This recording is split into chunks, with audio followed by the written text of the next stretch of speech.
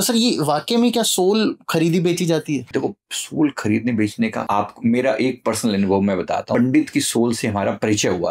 Soul है actually, उसे approach कर रहे हैं कि मेरे कल्याण के लिए कुछ करो। फिर हमने जब उनसे पूछा कि तुम इसमें ट्रैप के, तुम तो पंडित हो, तुम इतने अच्छे मंत्रों का उच्चारण करो, तुम फंसे कैसे इसके अंदर? फिर उसने अपनी स्टोरी बताई कि मैं बहुत गरीब था। उसने अपना जन्म वनम के बारे में बताया कि मेरा जन्म वाराणसी का जन्म है था, मैं शुरू से उस जगह पर पैदा हुआ जहाँ पे हर समय स्ट्रगल रहा करता था खाने पीने के लिए।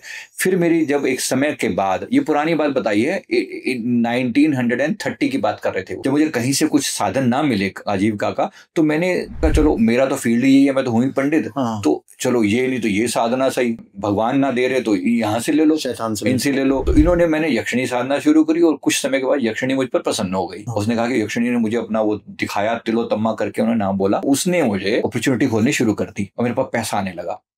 अलग अलग तरीकों से, कहीं से पैसा आ रहा है, कहीं से करके उसने रास्ते बताने शुरू किए। उसके बाद से अब मुझे लगा कि ये तो बड़ा मजेदार रास्ता है, तो बड़ा इजी है, कहीं से भी जुगाड़ हो जाता है। इस व्यक्ति ने ये कहा कि भाई मेरा, उसके बाद इसने मेरा मंदिर जाना भी छुटवा दिया, मेरे धर्म कर्म सब छुटवा दिया। उसने कहा सिर्फ मेरी बारे में, मेरा मंत्र जाप करो, सिर्फ मेरी आराधना करो।